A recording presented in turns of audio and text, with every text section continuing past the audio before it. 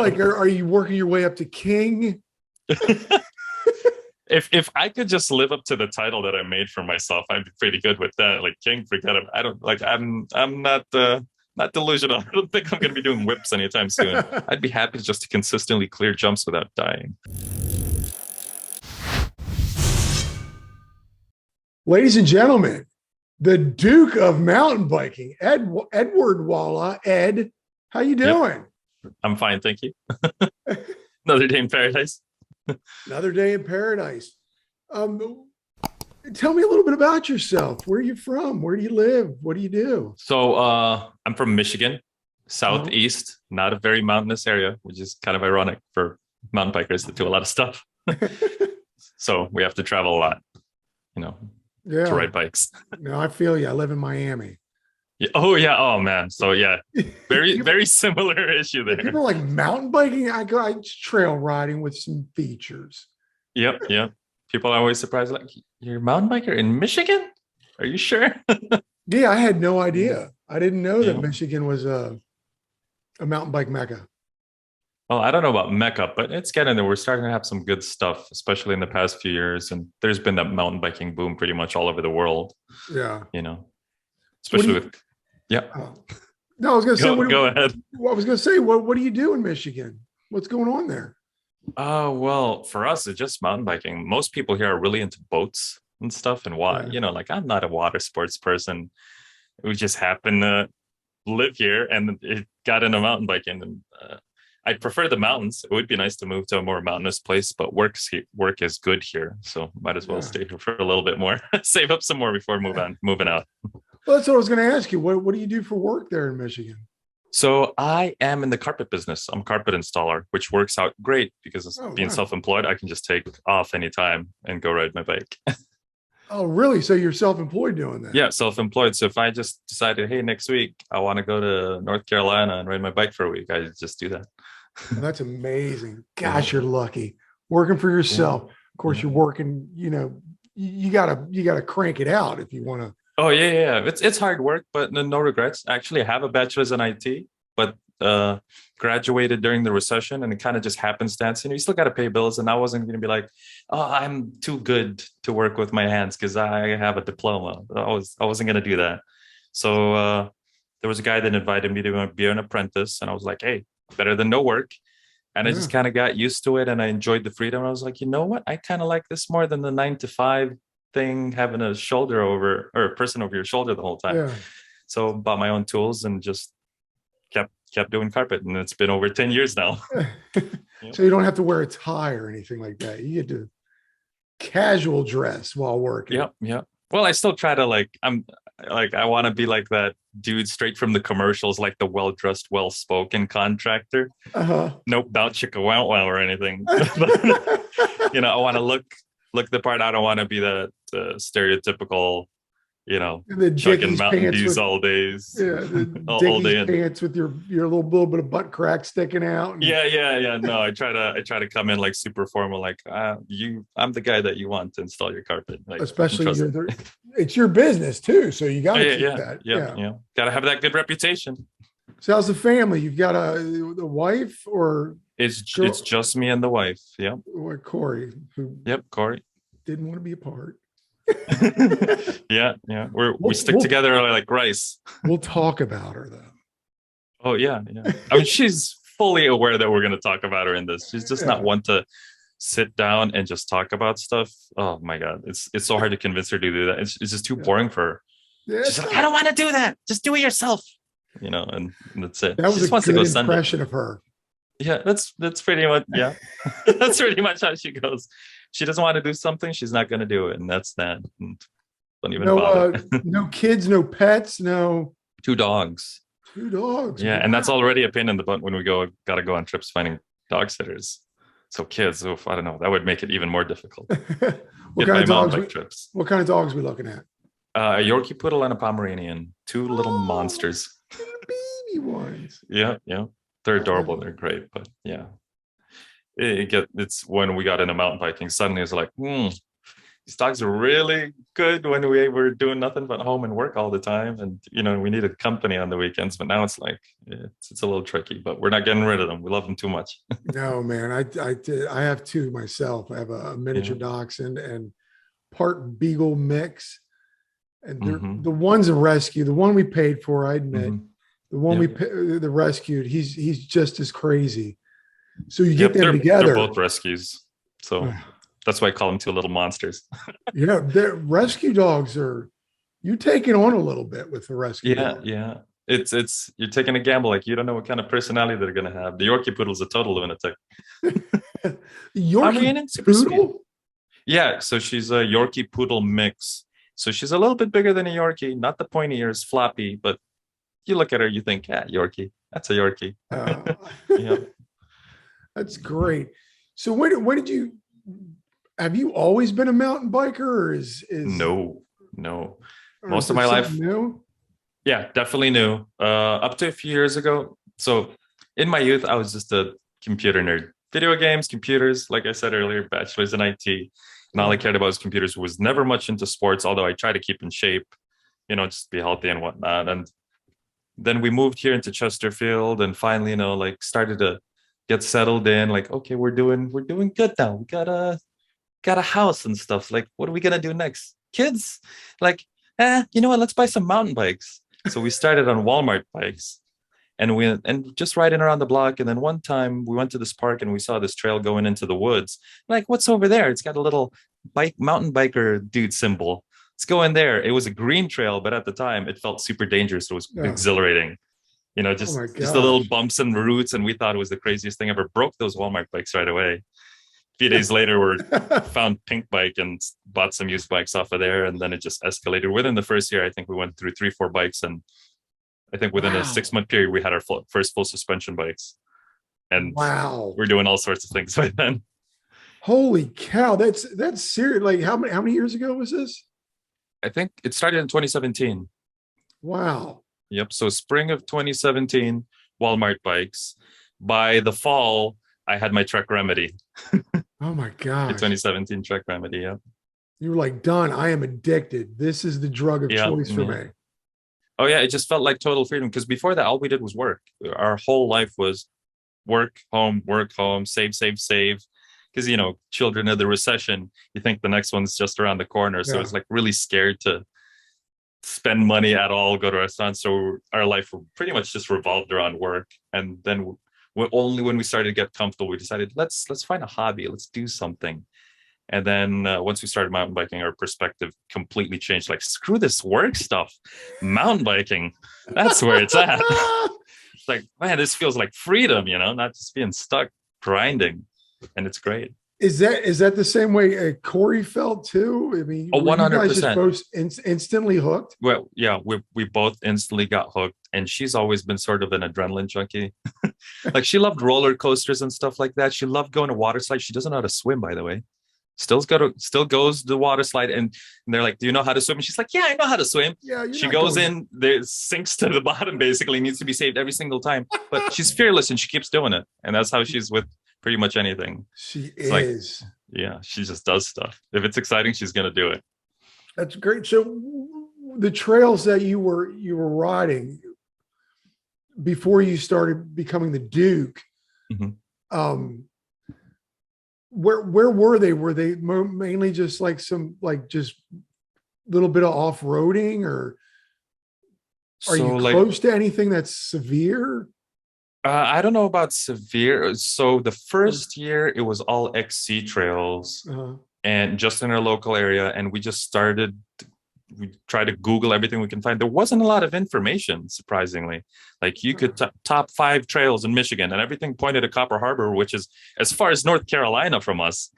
Michigan oh, apparently is pretty big. It's a 10-hour drive to freaking Copper Harbor from it's a us. large state, mister. Yeah, same drive to Pisgah, apparently. We didn't know that at the time. So we couldn't find anything. So we just, little by little, we learned from people we talked to.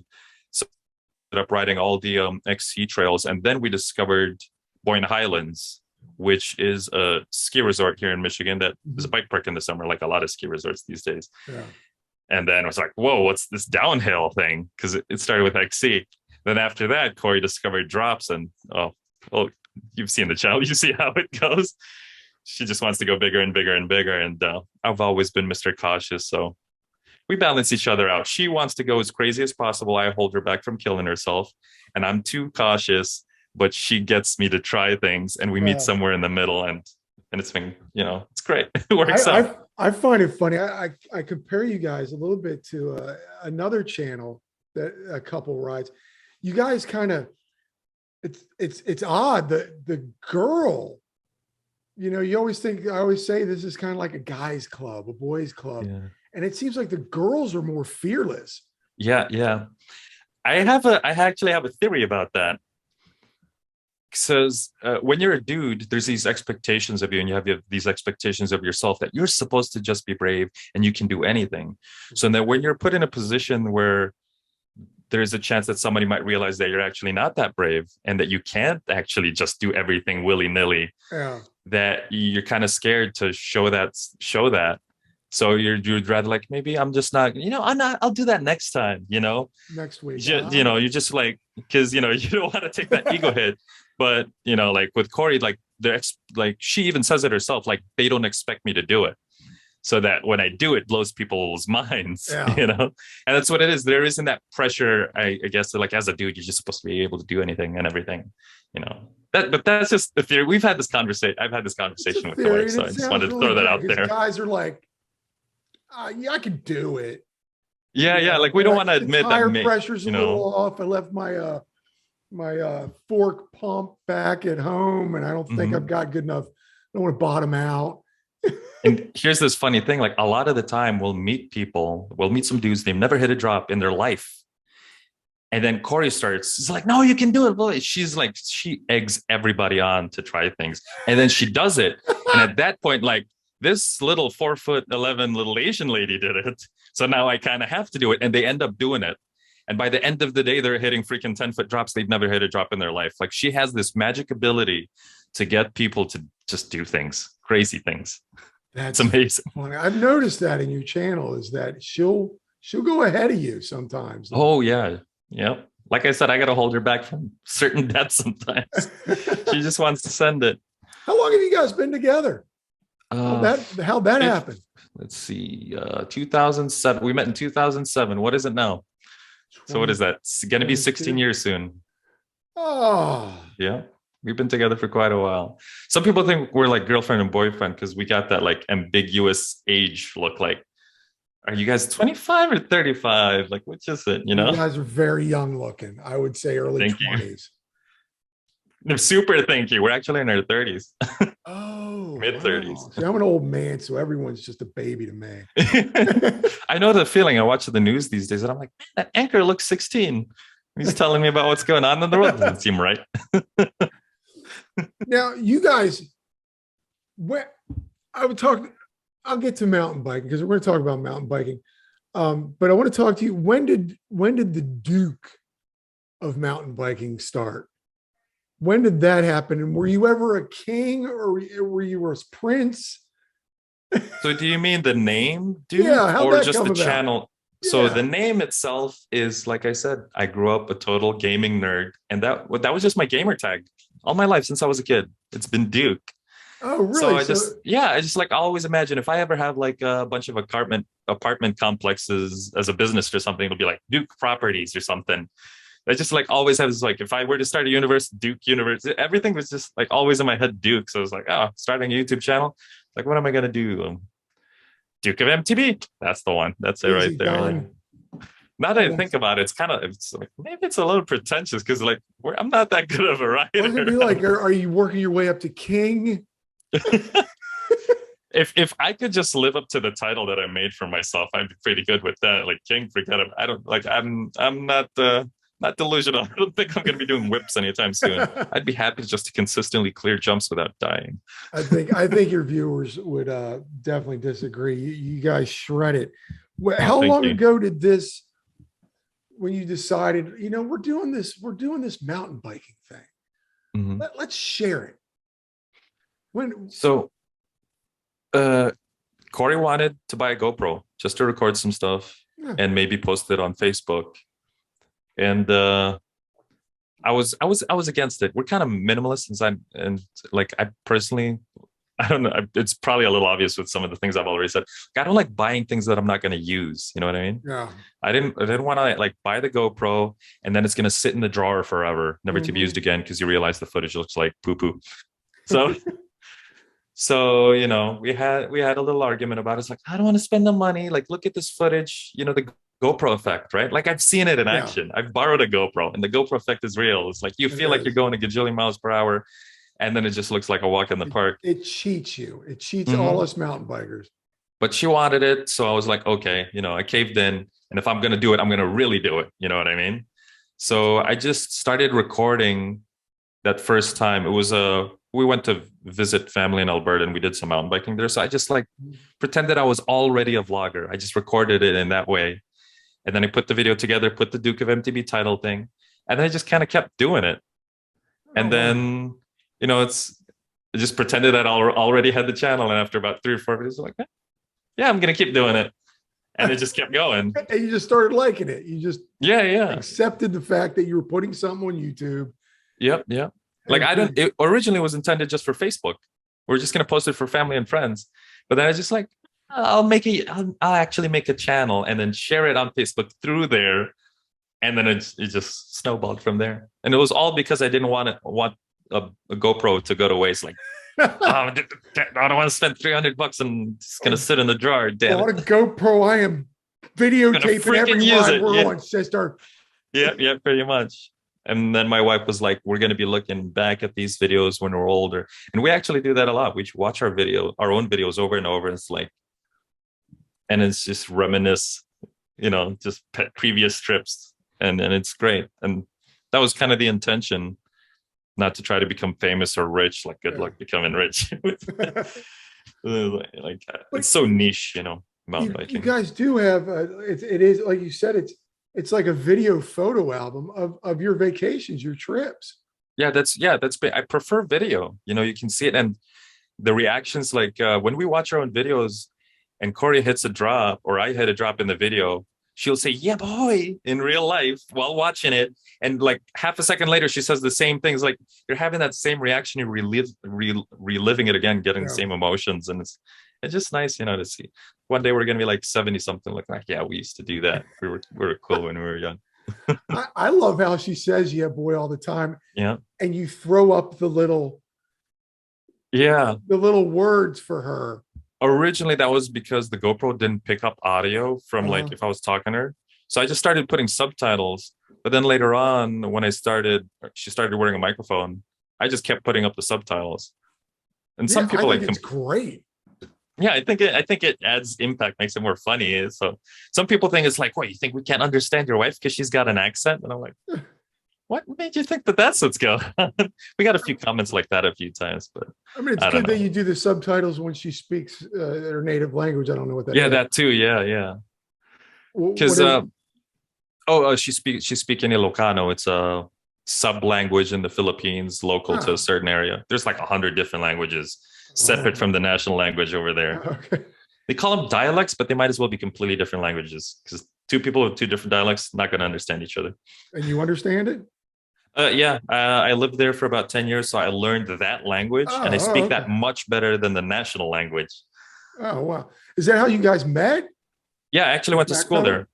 Oh, Yeah, okay. we went to I went to university there, and she was doing some assignment at the computer cafe there, and strike some conversation, and there you go. 15 years later, we have a YouTube channel together. Boom. Yeah, Man, that was a total like mountain biking. How'd you guys meet thing? yeah. It doesn't help that I have ADHD, so it's very easy to just like zig and zag in a conversation. If you Totally seen get any of lost. if you've seen any of my interviews, they're all like that. I'll think of something that we just talked about 10 minutes ago, and I'm like, oh, by the Mhm. way. But your GoPro, so you've upgraded since. You've got a 360 camera. Are Yep, you yep. IT guy? Are you having fun with it? Yeah, yeah. I was like totally nerded out, especially with the 360 video stuff. I don't know if you've seen some of the videos where she wears it on her I forehead. love that. And that blows some people's minds. They think like there's a drone flying in front of her face the whole time she's riding. Like, that'd be some dangerous drone riding. It was just right there the whole time. What is it? Is it a Yeah, yeah, Insta360, and it's just mounted right here, and it's just past the lenses are just past the visor, so it gets the top of her head Uh-huh. above the visor, and then the bottom half. I actually bought a GoPro Max one time to try to do the same thing. Didn't work because of the offset lenses. So everything above her visor was like shifted to one side, and her face was shifted here. Oh, weird. Didn't line up. So you can only do it with within Insta360 basically I can't get used to because this. it's It just too sits in my close. drawer. It's a pain in the butt to work with. There's a learning curve, and I'm a Yeah, professional videographer as my profession. And yeah. there's a learning curve to this thing. It's a lot of work, and it makes your computer lag like crazy, even if you have a super duper monster computer.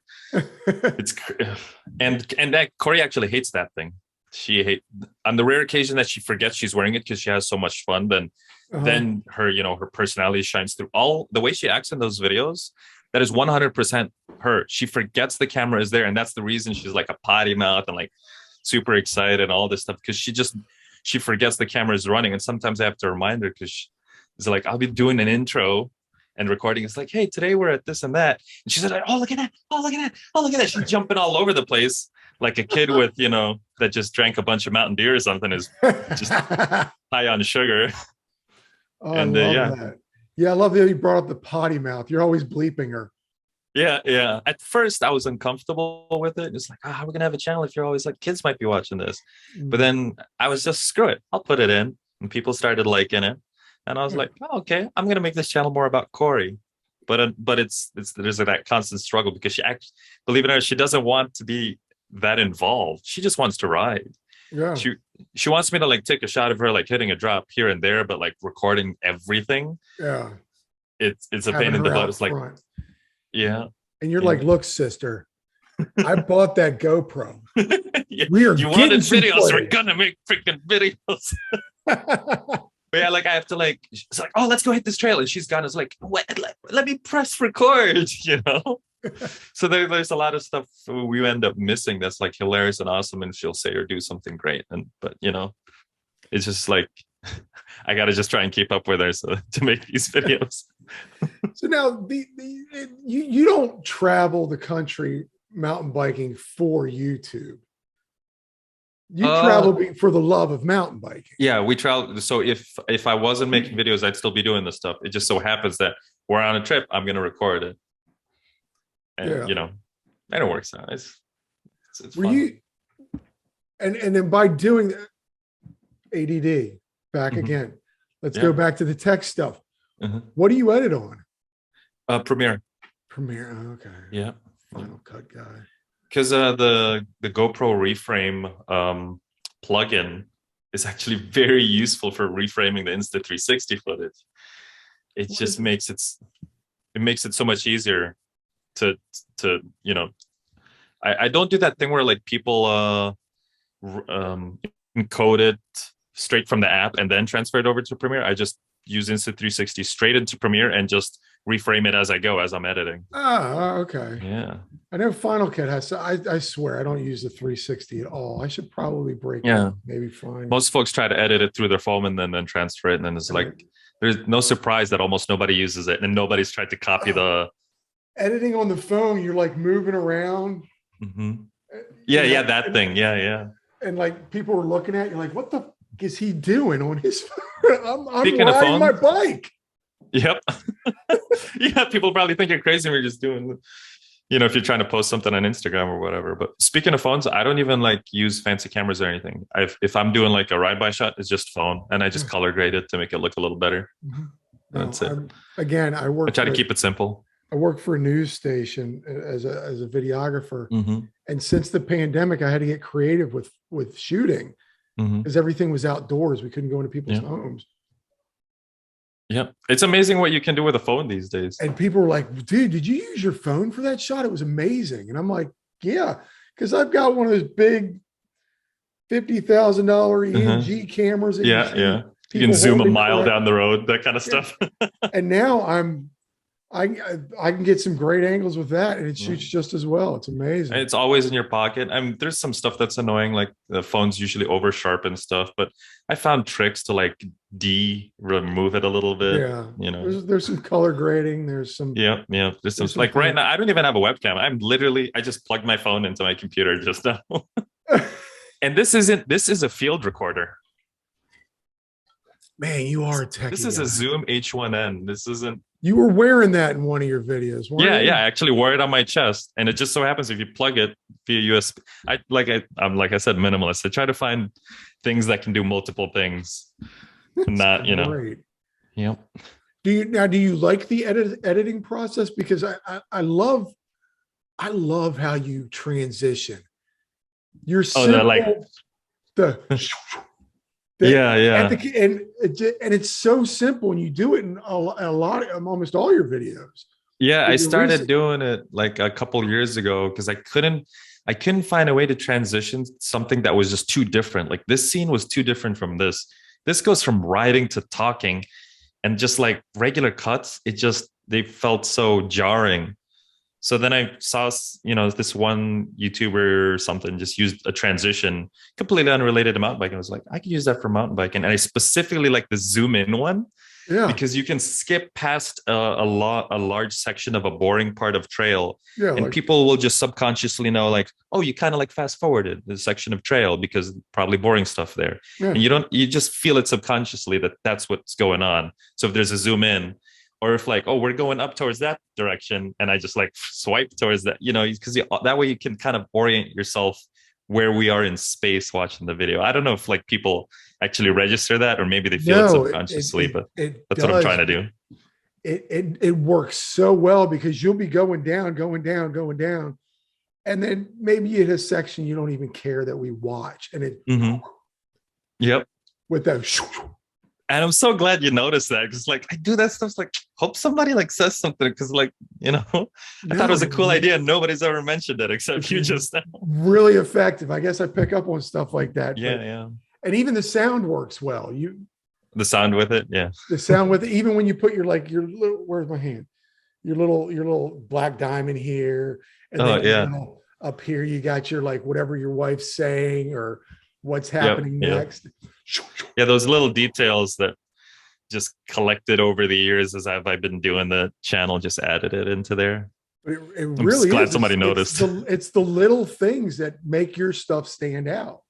Now that stuff is what I love. The trimming through 5 hours of footage Yeah. just to polish that turd into 10 minutes of glory. That's the nightmare right there. Having to watch all the boring, just pedaling, nobody talking, nobody doing anything. And I just have to watch it just in case something awesome happened.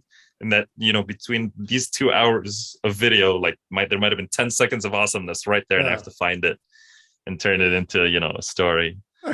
Man, POV stuff. Yeah, I should have started one of those channels.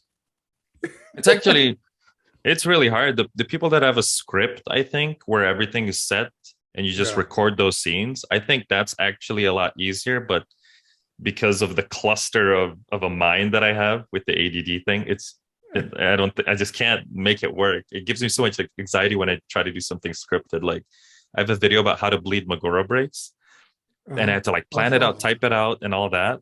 And those stress me out the most. They stress because the POV stuff, like you have what you have, and you can only make it work with what you have, and you just figure it out from there. You know, so because you don't have a choice, so it is what it is. No anxiety about it. It's either good or it isn't. It's like, okay, good luck. I'll upload it. Maybe people will like it. Now, do you travel a lot not for your YouTube, but for your enjoyment? It's kind of both. It's kind of both. Yeah. Well, because now you've reached a large audience. You have a very significant audience for a page. You're on. Oh, thank you. You're on Mr. Beginner page here. But you've got thousands upon thousands. So do you feel like you have to give it out? You have to put this stuff out now that I kind of do. Yeah. I feel like there's a responsibility or something. There's a little there's a little bit of stress to it. Actually, it makes me a little anxious all the time. It's like you start getting performance anxiety. It's Wow. like, you have these folks and they're watching it and they love it, and now I have to make it maintain that certain level. Every once in a while, I'll upload a video that doesn't have background music, and it stresses me out a little bit. Are people going to be okay with this? Are they going to like it? It's like, man, YouTube can really turn you into a self-conscious person. Like, I try to be like, things are just the way you are. You accept it and you live your life, and that's it. But when you got a YouTube channel, it can make you insecure a little bit about certain Yeah. things. Yeah. I'm feeling you, because as a newbie and a guy who doesn't have a lot of subscribers yet, please like and subscribe. It, I have this conflict, and I talk to my wife about it all the time. I'm like, why? Why am I still doing it? Or did you ever have that in the beginning? Many times. I still do. Now I think just a couple of months ago, I had this epiphany or something. Or like, screw it. I was just like, screw it. I'll just do it. People can like it or they hate it. And I used to get stressed out that I wasn't able to consistently do a video every week. Like, it's gotten done to like maybe one every 3 weeks, because work, busy, maybe one every 4 weeks. The videos I'm posting now are still from July last year, the footage. And it used to stress me out so much. And I was like, it's fine, But before, like somewhere around 2,000 subscribers, I had so much anxiety about it. I was like 2 years in maybe, or something like that. And just over 1,000 subscribers, I put in so much work,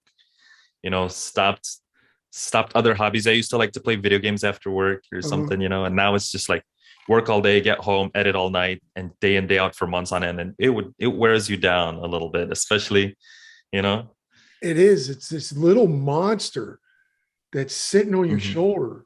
I had no idea it was going to be like this when I started.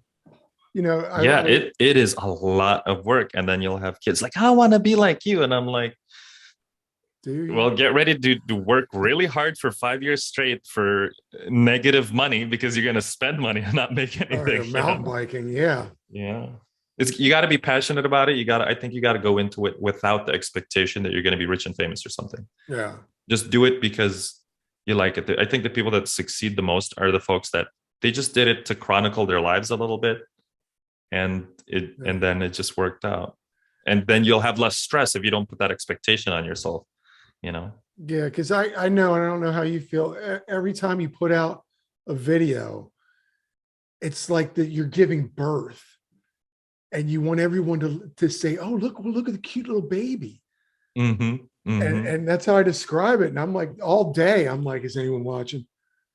Yeah, I can't even concentrate. I'm like, did anyone watch? There was a time where after I'd upload, I'd be like attached to my phone, waiting for those comments. Like, oh my god, it's been 10 hours and there just hasn't been a comment.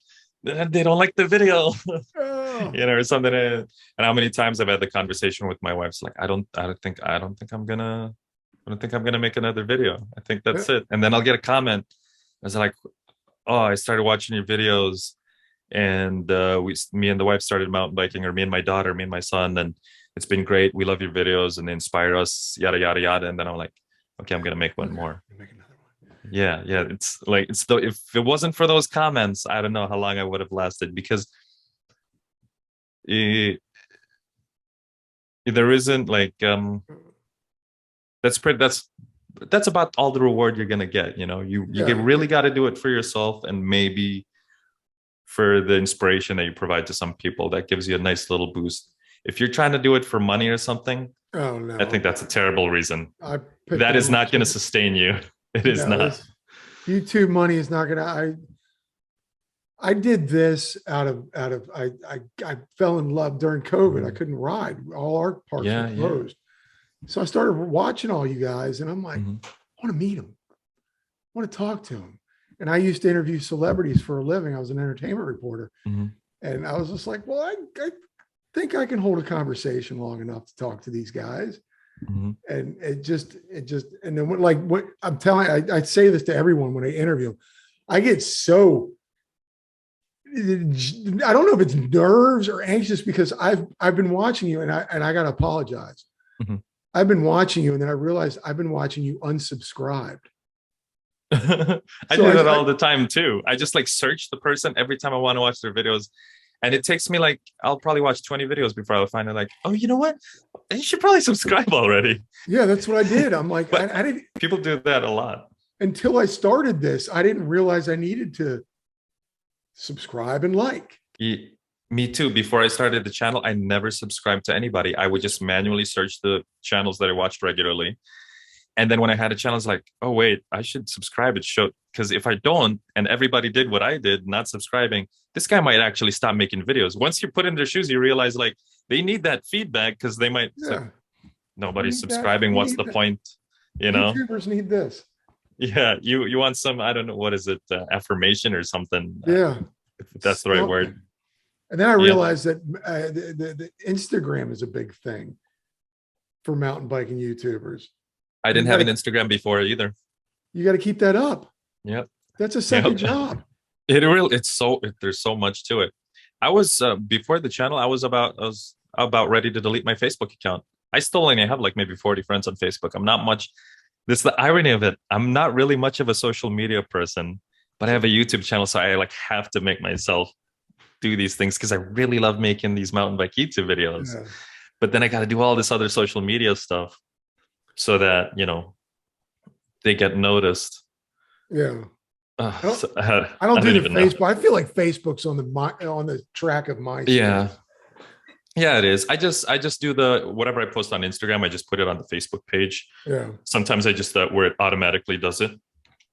Because it's broken. I don't even get notifications on Facebook. If I post something on Facebook and they comment on it, I don't know until I physically manually go to that video and manually check those comments.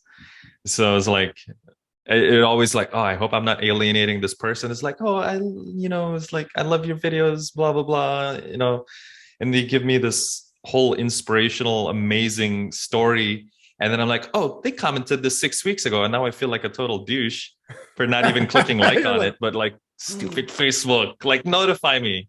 Thanks for your algorithm. It's so broken. Let's backpedal. Let's get back to let's get to the meat. The riding. What are you riding? My bike, you mean? Yeah. So right now I have a Commensal Meta TR and a Meta HT. So the TR is a 160 front, 140 rear bike. Oh, wow. But it's got really enduro geometry, 64-degree head angle. And then I have the hardtail, which is just a hardtail trail bike, because I realized that a full suspension bike here in Michigan, way too much. Hardtail all the way. But it's an aggressive hardtail, so it's got a slacker head angle. It's not an XC bike. I got a hardtail here. I don't feel like I want to get a squishy bike, but so you're riding some serious bike there. And how often do you get to ride, and where do you do it? In the winter, not much. Yeah, you guys it's cold up there, isn't it? Yeah. So right now we have the freeze thaw cycle thing going on. So this is the time of the year where when it gets below freezing, you just have a thin layer of ice on the trail and completely unrideable, even with a fat bike. And then if it warms up, it turns to slush. So like from like March to April, you just can't ride anything. So what we do is we go to Ohio, Raise Indoor Bike Park in Ohio, and just hit the jumps on the weekends there. How far is that? Huge warehouse, 3 hours from us. Oh, that's that indoor. Yep. Wooden jump stuff all over the place. You just posted something, didn't you? Yeah, Corey just did a picture there. Yep. How is that? Is it a lot of fun, or is it just like a flustercluck? It's a lot of fun. There can be a lot of people during certain times of the day, especially on the weekend. Towards the middle of the day, it gets packed, and then it feels like, oh, there's no room. But you know, but it's a great place to like keep the skills going. Mm-hmm. But even still, every year after the winter, when we first start riding again at the beginning of every season, we're back to being ridiculously scared. 2-foot drop scares us again, and we have to work our way up every year. It's a pain in the butt. I got to talk to you guys. You keep bringing it up. You are the Duke and Duchess of drops. That's our jam. We love drops. Oh my God. Every video is a drop. And I look at this and laugh because I'm not good at them. Yep. And the way you push each other to do it. Yep. It's mostly her doing the pushing. Oh, I don't know. There's that one, the boneyard thing where it's like a rock about this big Yeah. that you had to drop down like 15 feet. It was her idea the whole time. She wanted to go there. And almost in every video, I always say like, I just usually end up cutting it out because it doesn't make sense. It's like, you know what? I'm not going to do it. You go ahead. And then later I do it. So I just cut out that part because I do it each time. Yeah. So what's the point? So I just cut out the part where I say that. But pretty much every time we get to the thing, we look at it. And I was like, I don't think I'm going to do it. It looks dangerous. Every time, every single time. And then when you watch the video, it looks, she gets me every time. It's like, do it, blah, blah, blah. And, then she convinces me. And so like, if you watch the videos, you just think that I've got balls of steel and we just do it we see a drop, we just hit it willy-nilly. But no, I'm scared every time. Every single time. Corey, you're evil. she will get you in trouble. That's now because you guys, where do you go? Where have you been? I mean, where are your favorite places to go? So pretty much every March we go to Pisgah. Except, actually, we're going to Tennessee next week, Windrock. That place really makes me want to shit my pants just thinking about it. Excuse my French. Poop my pants. We're adults. Yeah. So for the past few years, we've been going to Pisgah Western North Carolina, every March. And in the summer, we always go to Boyne Highlands here in Michigan. That's where we got into drops. They have an assortment of drops, everything from 3, 4, 5. Until you get to like 10, I think about 10 footish.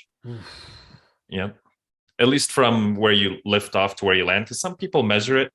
They measure it from like this tip to the dirt here. Yeah. But the landing is all the way over here. I never got that. It's a 5-foot drop. They're like, it's only a 5-foot drop. Why are you calling it 10 foot? Because I'm measuring it from where you go to where you land.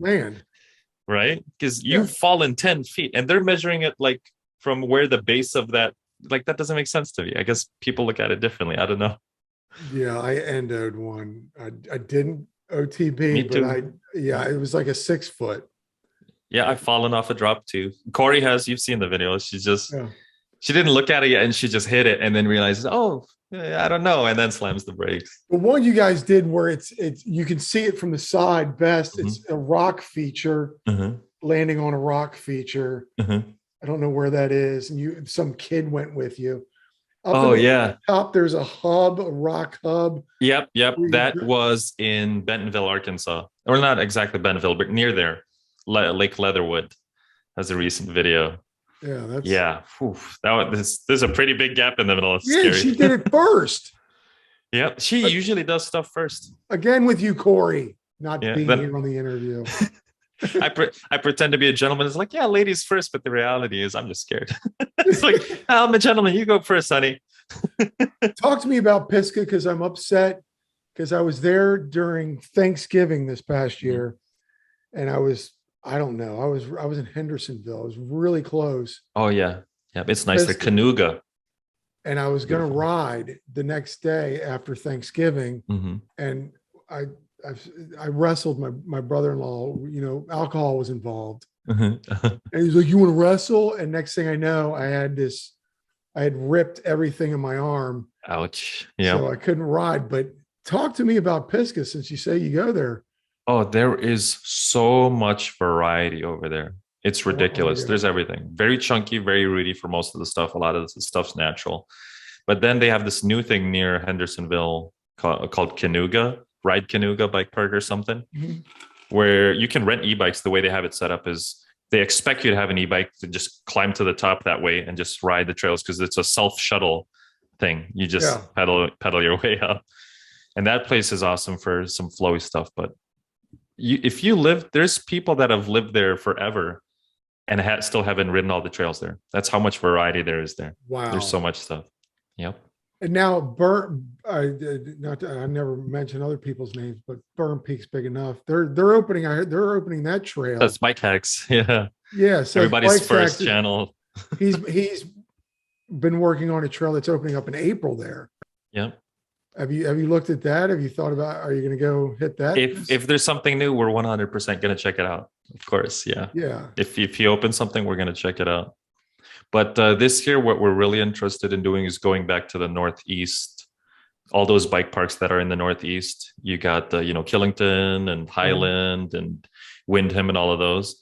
We were supposed to do all the bike parks in the Northeast around, it was August last year, but Corey, after hitting a huge drop at Highland, tore her couple tendons in her shoulder. Oof. Yeah. So I'm working on the videos right now. Right now I'm doing Killington, and then in the Highland video, that's where Corey tore her shoulder and she couldn't move her arm for 2 months. Yeah. Yep. What did she It go was with pretty the bad. bars? So she landed the huge drop, but there's a big jump right after it. And she didn't want to hit it. She got scared, and she has this habit of just slamming both her brakes. And so, it was a huge landing, lots of forward momentum. She stuck her arm out and it bent the wrong way. Cause like you can't, so it bent all the way that way. We're in a direction that it's not supposed to bend. But she's pretty much recovered 95% of the way. She can move it in all directions. There's one spot where it sticks a little bit. And of course, it's not as strong as the other arms since she hasn't been using it as much. Lots of physical therapy and stuff, but it's not slowing her down. She still wants to hit stuff. So you guys are still going to go Northeast? Yeah, we want to go back to Killington because that place was super fun. Redemption. Yeah. Have you gone west? The farthest west was Arkansas. That's the farthest west we got. Or maybe Bentonville. The mountain bike capital of the world, they call it. Yep. Even the sidewalks have jumps. In the middle of town, just right on the sidewalk, there's just jumps. So on your way to the trail, you're hitting jumps, warming up before you even get to the trail. Really? Walmart really put some money into that place. Oh, the whole town is a trail. Is it a lot of fun to go to? I'm just trying to get information from A. Yeah, there's it's a lot of fun. There's a lot of features, but it's not actually a very mountainous area. It's just they're very creative with packing features into a small space, which every time when we were there, I was thinking like we could do all of this in Michigan. We have some decent hills too, but I don't know. For the longest time, they've been a little feature averse over here. It's starting to change now. We're starting to get jumps, but getting more bigger drops are a little bit, it's like somebody gets the idea and then they're like, you know what? Nah, we won't put it. It's too dangerous. Hopefully they'll change their mind soon. You got to come down to Miami and get some flatland riding going. Oh, you guys have some good features too. I've seen the videos. Something Santos, what's it called? Well, that's North Florida. Yeah, those are some good features. That's like 4 or 5 hours away from where I'm at. But we have, and I joke, it's like high intensity interval training here. Mm-hmm. Because that's pretty much here. Go up real quick, come back down, then there'll be a feature. You got to go. So you're a lot better shape and younger than I am. No, I cannot keep up with just like your average weekend XC warrior here. Because me and Cor, we stop a lot for features. We see a feature, we stop, we hit it. I don't think we've ever pedaled for 30 minutes straight. Really? Yeah. It's like there's like 15 minutes stop, record some stuff. And we've been doing it for so long. And then it's like, hey, we should ride together. And a few times I made the mistake of saying like, yeah, that'd be awesome. And I can't keep up at all. I just look fit. Like, I got some decent strength maybe, but like muscles don't mean cardio. Exactly. My cardio is like, in Corey, it's like, even if she had the cardio, like I said, she's all about the adventure. If something is boring, she is not going to do it. And you can't convince her otherwise. Yeah. I think what's cute about you guys is that, and what you just told me and what I've learned about you is that you started this guy together. Mm-hmm. And usually someone you're like, oh, it's fun, but I'm going to go do something else. Or you guys both fell in love with this together. This is like your thing. Yeah. As it's a couple thing, like, and we're just short of pooping at the same time, so on the toilet at the same, like we're that close. It's like married couple, best friends. Maybe we have a little bit of differences when it comes to like our idea of like what kind of TV shows we like, but that's about it. Otherwise, that's always married. We do everything together. 15 years married next week. TV shows never. Yeah. What so where's your favorite place to ride? If you were to just go, I want to go. Let's go. It used to be Blue Mountain in Ontario until COVID happened, and they shut down their bike park. Like every weekend we would go there because it's also 4 hours from us. Uh-huh. So from us we have about four places. Three bike parks we could ride from that are almost all exactly a 4 hour drive from us. We have Boyne Highlands. It was Blue Mountain in Ontario, and then what's the one in Ohio now? I can't believe I just forgot the name. It's okay. It's not a quiz. Yeah, Horns Hill in Ohio. No, I just like those guys do a great job, and I don't want to like they're gonna see this video and like how could he forget Horns Hill, Ohio? Great, yeah. So, but it used to be like every weekend, Blue Mountain in Ontario we would get season passes, and that place was a great place to progress, but they closed down. So now it's just basically Boyne Highlands. If it's just a weekend ride, if middle of the week, Stony Creek, 30 minutes from us. It's an XC, they're XC trails, but they finally built some jumps. So we just session the jumps all day. Yeah, you guys are, and I like the fact that you chronicle your progression in riding, because I've done a deep dive to your first videos. Mm-hmm. And it's the where you guys were to where you guys are now. If you watch your latest video and your first, it's leaps and bounds. Really? I think it really doesn't feel like it. You'd be surprised because it happens so gradually. It's like you still feel like, I guess I always say, oh, we're just intermediate riders, because we meet people that like are so confident with jumping, and I'm still scared. I'm still so freaking scared. There's always that struggle. And in a lot of the videos I want to mention it. I don't want to pretend that I'm some super badass like some people might do. Yeah. Like I'm scared. And if you're scared and you're watching this video, it's okay. You know, I'm with you here. We're both scared. I'm with you. I'm scared too. Like you guys stopped. I was watching one video. It's some red whale tail. Mm-hmm. Yeah. I think you know what I'm talking about. Mm-hmm. And you guys stopped. Mm-hmm. And you kind of went off to the side and you just like you watch someone else do it. And you're like, I like that. You don't just show you guys sending it. Mm-hmm. Yeah. Yeah. I used to do that a little bit at first because, you know, you see all these badass Red Bull videos, people being amazing. But after a while, I was like, I don't want to be like, you know, I don't want to be fake. You know, people are going to think I'm a badass, and then they meet me in person, then I'm not anything like that, where I just send it as soon as I see it. So it's just like, this is what we do in real life. We see a feature. And it's like, of course, I still have to cut it short for the video. Like it looks like we had a conversation for 5 minutes about how we're going to approach something. But sometimes we're there for a freaking hour. There is one video in Copper Harbor on this trail called Downtown where Corey was super scared. And I think in the video, it was 10 minutes of her just being scared and being angry at herself, not being able to do it. She's like, son of a mother effer, why did you hit your brake? She's been saying it to herself. I could hear her voice. But in reality, we must have been there for an hour and a half. Really? Yeah. I would have just gone. I would have been like, another day. Yeah. Corey used to hate that. I was like, why would you leave that in there? We look like losers, blah, blah, blah. I'm like, no, this is real life. I want to show the real deal, you know, because this is what people can relate with. At least that's how I feel. Like when I watch somebody and they're struggling, it kind of it's like, and then they overcome it. It makes me, I feel more inspired than I see some dude that just like naturally talented. Yeah, it's real. It shows the struggle and overcoming the struggle. There are some guys that I watched that like they used to have a hard time, and then they ended up becoming too good, and I lost interest. And there was a guy that came up to me and actually even said that about us. We've been started hitting such big drops that he's saying that it's starting to become a little bit unrelatable. It's like, show us some stuff that I can relate with. And it was like, yeah. And I thought about it for a minute. I was like, yeah, I get that, because I've had that happen to me with some of the channels that I've watched where I lost interest after a while because they're like 50 times way beyond. It's like, I can't relate with that. Yeah, you know? I can't relate with you guys, but what I like is I don't go for the relating. I like seeing that someone can do. And the fact that you might want to take Corey's front brakes off. I've done that. I have done that. And then put it back on, because then when you ride steep stuff, you can't just use your rear brake, apparently. Yeah.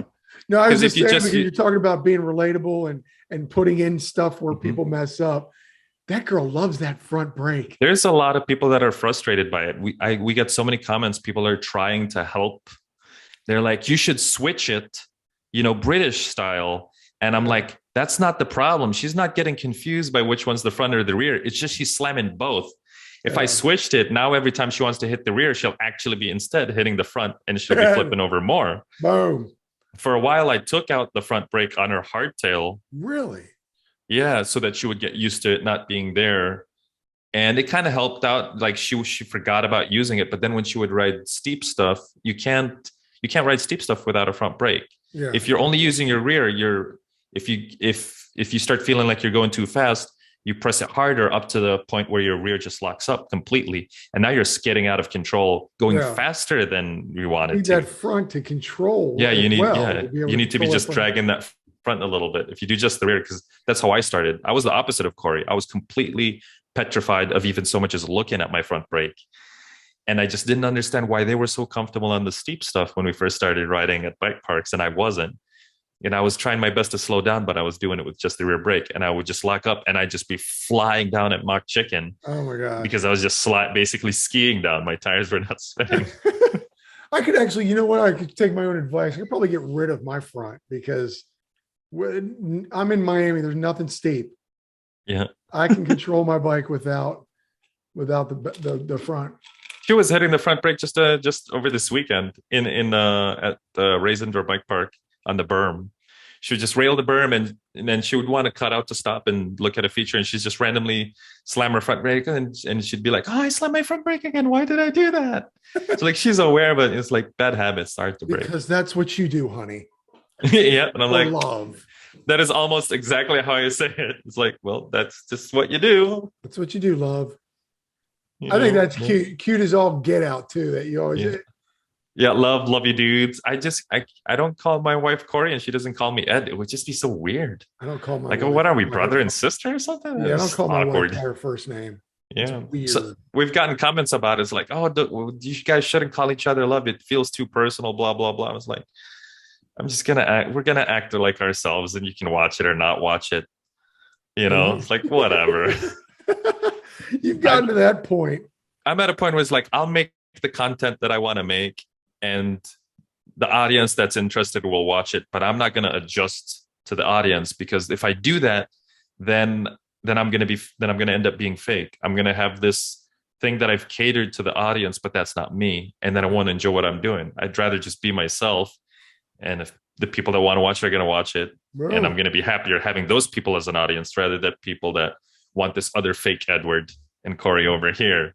And now I'm miserable just so I can get their views, forget about it. You also do a lot of group rides too. You got a lot of riding buddies. Did that come through YouTube or did that come? Because I've seen some videos. It came through YouTube. Yeah. Oh, really? They saw the videos, so they invited us to ride with them. So there's been a few occasions where, we've ridden with a group and I turned it into a video. Mostly, I think most of the group stuff is local. There's that one with where it was in the fall or spring or something, and then one in the winter. And then we've met some people and they just joined us for the day. So like, okay, you're in the video now. So now are you like a local celebrity at the trails? Do people go, oh, it's the Duke? Some apparently, yeah. Really? I still like, even when it's like celebrity, that word just doesn't feel right. Local celebrity. It's still weird. It's like, I wouldn't like go out there. It's like, yeah, I'm a local celebrity. It's just a weird thought, but yeah, we can't go mountain biking anywhere without somebody recognizing us. And what's really surprising is even out of state, even all the way in Arkansas. Shut the front door. Yeah, even all the way in Arkansas, and we're all the way from Michigan. And somebody was like, "Hey, I've seen your videos." Wow. And I'm like, people over here are watching it. It's like us, you guys over here that are doing whips and all this crazy stuff. And we're from Flatland, Michigan. It's like just a boring old couple, and it's like, it boggles the mind. Even at the grocery store now, Stop it. Yeah, we were at Costco the other day, and somebody was like, "Hey, you guys, the MTB channel, right?" And it's like, Yeah, it's like I didn't expect Wow. it. I thought that only happened to people that like had 1 million subscribers or something, You've got a not just a good few chunk. thousand. But yeah, I did not set out to for that though. Didn't set Did up not for it, but expect it either. it Yeah. happened, sir. Do you Yeah. have, do you always have stickers on hand? Actually, no. No, I do not. Yeah, I think But I I bet some watch people your already think that's channel. I want weird. a sticker. Yeah. No, I don't know. Like I said, we're sort of minimalists, so it just I have a hard time doing that. Like we even have like merch, but I haven't even bought my own shirts to wear it for the thing. Because like I have t-shirts. I have plain black Oh, t-shirts. Like that's so I can't get funny. myself to buy a t-shirt, You don't even I have don't your know. own shirt. Yeah, it's a thing. I lived in the Philippines for 10 years, Uh-huh. right? And I got used to like in college, my room was as big as my office is right now, which is like 11 room. It had a single light bulb and a single freaking socket and an outhouse. That was my dorm room. And I got Wow. used to that minimalism and, just having the two pairs of jeans. And when you're wearing this one, you're washing the other, you know what I mean? And you get used to that. And it's like, it's hard to break away from that. That's a Like, good lifestyle. It's probably afforded you plenty of trips to Pisgah. yeah, that's actually, what that is the truth. That's actually probably how we make all this work. Because like even if I was a multimillionaire, I'd probably still drive a Camry. It's just doesn't doesn't I interest me, feel you, that stuff. brother. I I care feel about the you experiences. because I'm kind of like that. Unless I would rather spend money on an experience than a Yep. clothes. I mean, I'm wearing a pair of shorts right now. I've probably had for Hmm. 5, 6 years. Hmm. I have a hardtail. I have a specialized rock hopper. Can I afford a nicer, squishier bike? Hmm. Yeah, but I've always rode a rock hopper as long as I've ridden mountain bike practically. Yep. Trails haven't changed down here. Yep. Yep. Yeah. I feel the same. Yeah. It's like I could get a super duper $10,000 bike, but it's like, why? you Well, know? plus I also got And the plus bike. diminishing returns. Yeah, and I got the bike during COVID. Mhm. I had to get a bike, and that was the only thing I could find after COVID. Bikes were gone. Yeah, yeah, it's important. Like right now, I really want to transition Spire so bad. When I took that 140 rear travel TR to Windrock, I was like, "Oh, I think I should have gotten more travel because that Wow. place, yeah, Windrock is something else. What are you dropping? You dropping 10, 15 feet? Uh, well, they have the Red Bull drop over there. We Oh, actually I don't have the know. Windrock video. We can check that out. Yeah, but I felt the chunk there. Definitely felt it. On the 140, you will feel it. Oh my God. There's some lunatics they'll ride it with a hardtail, but they're not human. Are you guys trying to get over to like British Columbia or Whistler or One day, yeah. I don't know. I feel like I haven't earned it yet, skill wise. I don't. This is just a weird psychological thing, probably. And plus, I hear it's like super freaking expensive. uh, Like what's a day pass over there? Like 250, $500 just for a single really? day riding or something? I don't know. I'm guessing. I No, have no I clue. believe it. I believe it for as famous it is. I ride out in Yeah, the Jackson Hole. Airbnbs there. Ooh. I do a Jackson Hole, Wyoming. We try to go every year. My in-laws have a place out there. Mhm. And that's my only downhill experience is taking a huge bike that I've never even seen or sat on before Mhm. and hitting it, which is a totally different experience because there's no pedaling. You take a lift up, Yeah. no pedaling, you just bomb it down these Yep. things. And you're right, it's $150 for a day Yep. Yep. on top of renting the bike.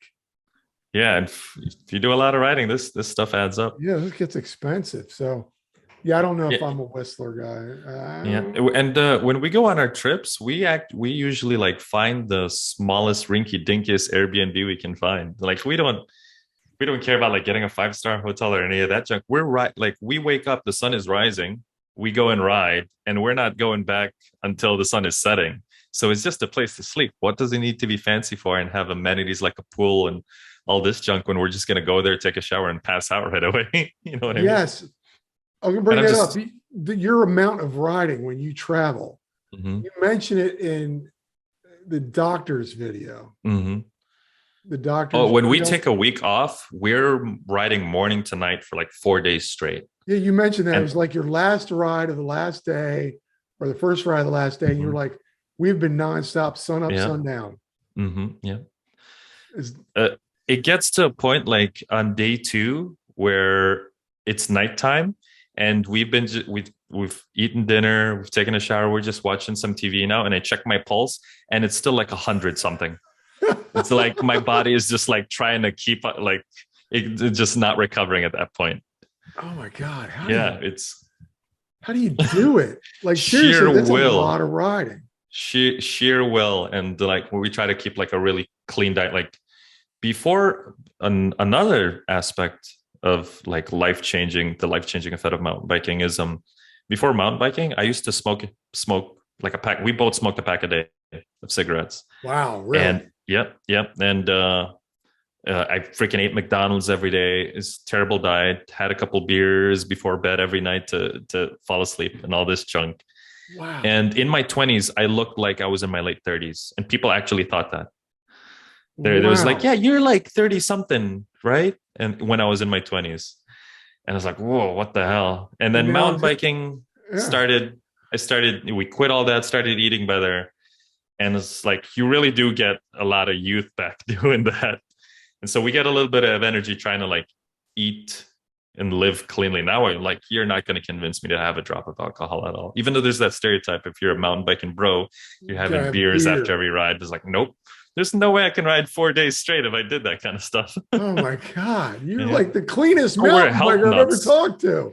Oh, we're total health nuts. We don't usually mention it because, you know, sometimes people feel like personally attacked Yeah. for some reason. Like, yeah, I'm not trying to convince you to live like me. I'm just telling you that that's what I do. And then they're like, how could you? That's on. It's like life's too short, blah, blah. I'm like, exactly. And my priority is mountain biking. That's why. That's I love how you bought a Walmart bike and Mhm. now it has become your priority. Like you Yep. live life in order to do it. Yep. Yeah. Yeah. Yeah. Even they like tease me at work because starting spring, we take like a week off almost every month or about every month and a half. And then there's like, oh, I'll be like at work, and it's like, I don't know about taking this job for this customer. My knees hurt or something. I'll be like that, and then they're like, maybe you shouldn't be riding your bike so much, right? Because I contract for this company that provides all these jobs for me for installing carpet, right? And then I'm like, Mhm. I work to live, not live to work, and then they got nothing to Yeah. say after that because they Great know that motto. I'm doing this work here so I can go ride my bike. That's the best Not way the to other way around. live your life. It's Yeah. just a job. Yeah. It's just You that's it got to is. get out and do what you love. It's so that I can do what I actually want to do. And for goofy people like me to think that you're in your 20s. Thank you again. See, so it is working. Your lifestyle is working. Oh, Because if you're I had a picture to jacked. show you from when I was like 27, oh man, this 'Cause did you not are look good. jacked, mister. You're like putting on Oh, the gear in the beginning of your videos and you're all, "Ugh." oh, thanks. Beats the hell out of when I used to have a gut. I like 2017, I was like 30, 40 pounds heavier. Really? Yep. Yeah, 2020 did it for me. And then I dropped like 30, 34 pounds. The holidays It's came. funny how that worked out. Like during COVID, there's like people went two directions. Like, oh, so I work from home, so suddenly I work from home, so suddenly I have this free time to ride my bike, exercise, and there's some people that lost a bunch of weight, and other folks are like, well, I work from home now, so it's like, just And you see it. yeah. There's some people that got really really fit during the COVID No, times, and some people that went the other direction. I didn't get fit. I lost 34 pounds. And then there was birthday, Christmas, Thanksgiving. Yeah. Oh man, the holidays are always rough. 15 of it came back. Yeah, people are always trying to, but it's just this one time, it's like, don't worry about it. But like, it's like a drug. Once you start, the It's just rest this of the one week, time. yeah, just it's just one puff of Yeah, freaking that was gravy. And But now it's gravy every day. I mentally know what happened, mentally ready to get like Ed here, jacked up, clean. Man. Now, is this something you guys do together? Like she's clean eater, like you guys cook Oh together? yeah. You know, she's an amazing freaking chef now when it comes to we've stopped eating out completely. So what we do is when we go on our trips, we bring a giant cooler and we're food prepped for the week. And everything all clean, home cooked, you know. Oh, that's amazing. No processed food, that kind of like I said, we're total health loons now. And it's not something I ever mention on the channel because, you know, it can be a sensitive topic for some. So I That's just don't bring it up. But good for you, man, because you're riding 5 days, 4 days straight. mm-hmm. And it's sun up, sun down. You're very regimented. Yeah. You're like, It's Corey can be a little obsessive about it. She's not leaving until she's clearing this thing. So we're there forever. That's amazing. Now, do you come back after those 4 days and you look at your GoPro and you're like, really? Yeah, sometimes, yeah. I 4 days of riding. I've got to put you saying ha ha ha a million times. Yeah, I put the GoPro away for a week and we'll go ride and it's like just not record anything. I don't even want to look at Instagram for a while sometimes. Wait a minute, you're a mountain bike YouTuber and you don't record everything you do? There are times where I just don't want to even. Yep. Oh. So we'll get home from the trip and I'll put my briefcase of GoPro stuff in the closet and I'm not going to touch that for a week. Good for you. You're very regimented. I try to, you know, there are some like people just assume that we record every single time. So like, oh, you guys recording today? Like when we go to the bike park, there will be times where I just go to the bike park and no camera, because you know, it then you have that always in the back of your mind when you're riding. You're thinking about, oh, how is this going to look in the video instead of like, oh, this is fun. You know, yeah. Sometimes I want to just forget about it. Just ride. I rode last weekend and I was fooling with my GoPro and there's something wrong with it and it wasn't working. And I spent like 5 to 10 minutes with it. And I go, I don't need to post this. Yeah. I just threw it back in my backpack and I was like, I'm just going to ride today. Yep. And it's like freaking liberating. So same reason, like I'm not a big fan of taking a gajillion pictures on vacation, because then you're not experiencing the vacation anymore. Yeah. You know, man, you got lots of words of wisdom for such a young buck. Oh, thanks. Great ways to live by. What, oh God, here we go again. ADD. Milestone in YouTube. When you hit your 1,000, I love asking this question. What was that like? Did you go, oh my God, people are actually watching us, honey? Look. Yeah, that's exactly it. Corey even admitted that when I first started the channel, she really like, this isn't going to go anywhere, but she didn't say too much about it to discourage me. But when it finally like hit the first 500, she was like really surprised, because the whole first year at the end of the year, we had like 100 subs. By the end of year 2, like 2 years of like putting a ton of work, you know, like 30 hours a week after work, you know, then we had 500 subs. And now I'm down to only making like one video a month or something. And it's just somehow magically it's at 6K plus now. I was like, I don't know how that happened. But the first couple of years were rough. And when it got to 1,000, she was like, you know what? I never thought you were going to have more than 100 subs, to be honest. I'm sorry, honey, but that's how I felt at the time.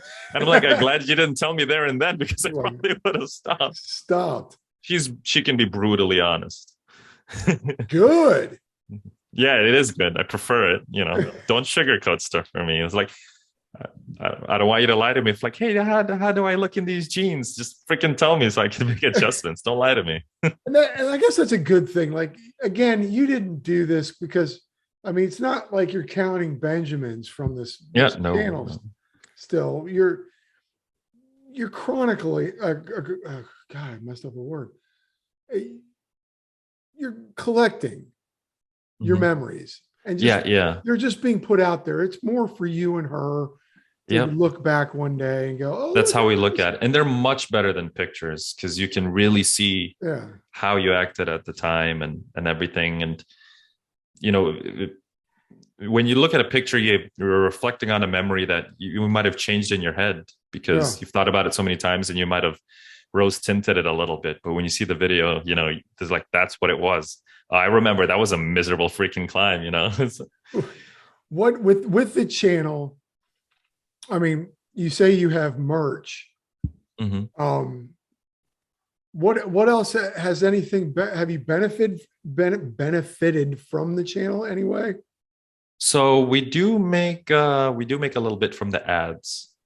Oh, no, Uh, I'm like that. Like, have people reached out to you uh, to showcase some of their product or?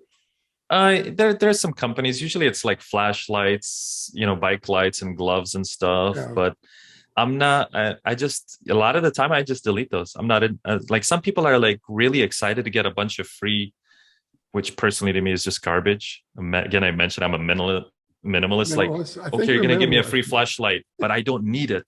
I don't care that it's free. I don't need it. And I don't want to feel obligated that now I have to make a review about this product because you gave it to me for free. And it's going to take me how many hours to make it? You know, that amount of time I could have installed carpet in somebody's house and I could Yeah. have bought 50 of these freaking things, you know? It's like, I'm not going to put it this, I don't want to put in that work for a review and they're going to have that expectation just because they gave it to me for free. I'm learning. I love your Yeah, attitude. we're very strange people. This isn't a side of myself Bro, that I usually show to people. There's like we have a strange approach to life, and we're not very vocal about it I because don't think it's it strange. goes Everyone against the has their way grain. of living, and I think yours is. I mean, it's making you happy. Yeah, yeah, definitely. You're much happier when you're not trying to keep up with the Joneses Hmm. and all this stuff. You know, it's like I'm not trying to like get a PhD just for the sake of it, so I can say, "Hey, I got a PhD." It's like Yeah. I just want to do what makes me happy, and that's pretty much the end of it. You know, live my Want to life on my ride terms. And bike. Corey is exactly the same way. You I know, people wouldn't are like, know that "Oh, because she's not here. yeah, yeah," but I'm kidding. she's downstairs right now watching her stuff. She has her favorite stuff that she likes to do at the end of the day, and she's gonna do it. Like again, she lives her life on her terms, and then she'll have coworkers like, "Oh, you're a nurse and you make this and this much. How come you don't get this or get that?" And it's like, and then she's like, "Why would I?" You know, like she's driving an 11-year-old Camry, and then she has coworkers that are like getting a new Beamer every year or something. It's Yeah, like, for don't need it. what? For who? Yeah, You don't need it. know, It's it's like, something you don't need. A lot of that stuff is, and I think about that with, and I don't know how much you paid for your bike, but a lot of these overly priced bikes mhm. don't need it. I personally But here's my don't. thing. If you really want it and it's for yourself, go for it. Yeah. But if you're doing it because you think you're going to impress somebody with it, that's the wrong reason. If you want that $10,000 bike because you want it for yourself Or you want a and you're pretty not picture. expecting some sort of affirmation or something, what's the Mhm. word that I'm looking for? Not affirmation. Confirmation or something. I know what you're saying. My It's at the wife tip of uses, your tongue too, right? But yeah, it's because my like, wife says it all the time because she likes that instant gratification that yeah, but I get what you're saying. It's you do it for you. you If do it's it for you, yeah. I mean, Because you want you yes, want I that do have Kashima coated fork, get it, yeah. then get it. It's like my Mhm. wife uses that with it's like her example is purse. For her, it's usually like purses. Like you got a Coach purse and a Louis Vuitton purse. They both do the same thing. Why would you get the more expensive one? You know, like does it have Bluetooth? Does it watch your clothes? You know? It's like if you're getting it for yourself, okay, fine. But if you're working overtime, killing yourself to get it, hoping Yeah. that somebody's gonna say, "Oh, nice purse," then why? You're killing yourself just so somebody was gonna say See, that. I want to move in with you guys because if you came into my house, you would have a heart attack. My wife's not a minimalist. Oh, we're oh, because so we were like that. We were going down that path. You know, it's like If you renovated something in your house, you started telling everybody, blah, blah. It's I'm telling you, mountain biking changed our perspective. Like there was a point where we were going down the keeping up with the Joneses, making sure that everybody knows all your achievements. And then just like at a certain point, it's like, no, that doesn't matter. You know how like some folks had that epiphany during COVID. They're like, oh, I don't need to work overtime so much. Yeah. And I could just not buy these things and kill myself to get these things that I Yeah. didn't need in the first place. I stopped doing the overtime stuff. Yeah. We used to be like that. I used to always say yes. Hey, you want to do this job on Saturday? Yeah. You want to do this job on Sunday? Yeah. I always said yeah. And then I started mountain biking. I was like, why? I could just not buy this expensive item that I didn't need in the first place. Yeah. And instead I could go ride my bike and I'm going to be much happier. And I don't have less money in the bank anyway, because I just didn't buy the thing. So at the end of the day, I actually have more money. I worked less and I went mountain biking. And I went mountain biking. You You're know, a true mountain biker through and so through. like there's a balance there. Yeah, I was a movie critic, a part-time movie critic on an entertainment show. Mm-hmm. And I just felt like it ran its course. And it was all this extra work I was doing. Mm-hmm. And I'm like, I have a house. Mm-hmm. I've got a bunch of stupid things Mm-hmm. that people don't even need. Like, Yeah. stop buying the stupid stuff. I don't need it. You know, so I'm definitely, if you guys need a roommate, I'm moving in. And that's how we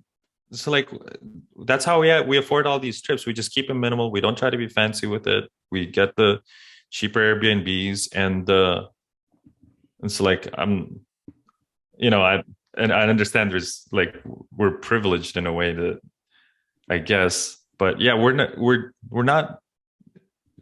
doing all right. It's like it's not. You don't have to apologize for that. Yeah, it's just like when you say like, "Hey, we're not struggling. I'm sorry." It's like just because there's so many people that are struggling, and it's kind of weird to say that, you know. Yeah, we always joke about how we've got like first world problems.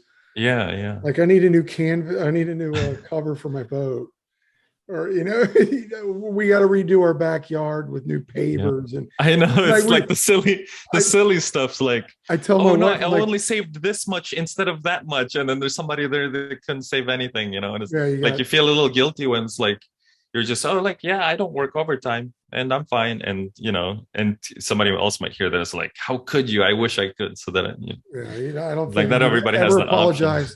Ever apologize for being you. Don't want to take up too much any more of your time, actually. I'm actually super enjoying this. Okay, then we can keep going, I like mister. Talking. Yeah. Just edit out all the weird stuff, please. Oh, I'm not editing anything. So, then we'll get back to riding real quick, because I want to learn more about this drop stuff that you guys seem to be being addicted to. Yep. Like that's all there is. There's a simple reason to it. Once you've hit a 5-foot drop, it's all the same after that. It's all just about gradually going bigger. The technique is the same, it doesn't change. Jumping's the scary thing. Jumping it's different. It's the lip changes everything, and the timing, and that's why we like drops. It's an easy way for us to experience that sensation of flying, because we're terrible at jumps. Really? You think you're bad at jumps? Yeah. Because the video. That's how it feels like. Standing. You're like we're doing a lot of casing. It just maybe not as always obvious in the videos. Now with the drop, because I ask people to do that because it is my kryptonite. There's not a lot of drops here, but there is a drop course at one, and I did the 6-foot. That's like, a pretty big drop. Yeah, and I was like, I can do this, and thank God my bike. I don't know how I didn't go over the hill. You push back, you lean back, push your. That's the thing right there. When you're looking at it from the outside, that's what it looks like. It's like the body is going backwards, but in reality, it's your bike that you're pushing ahead of you. Pushing it.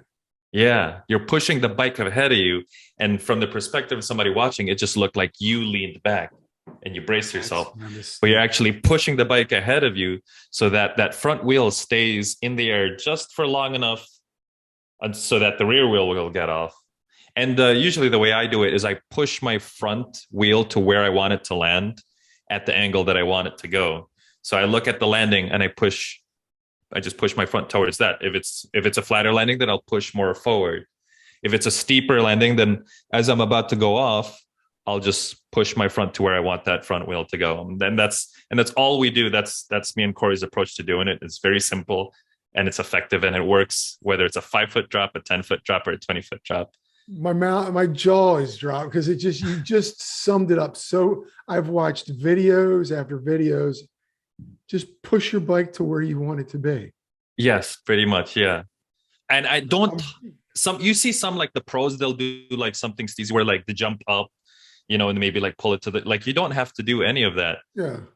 It like, there's that simple approach where you just push it forward. I kind of crouched, like go down a little bit to give my arms. Cause if you're already like upright, you can't, you're already fully extended. But if you go down, then you have room to do that. Yeah. Right. Yeah. Cause if you're already like that, you can't, the handlebar is going to go off the edge. Yeah. And you're just going to get pulled forward because your arm's already outstretched. So as you go like this, and as your front is about to go off, you just push it off to where you want to go. There you go, ladies and gentlemen. If you're having trouble like me, that's really all there is to drops. That's all there is to it, and that's why we're hooked on it. Oh, it is. Yeah, it is, Mr. Man. Now, when are you going to whip off of it? Freaking never. But here's the thing. That's the advice that, like, when Corey's pushing random strangers that we see on the trail to do stuff, that's all I tell them to do.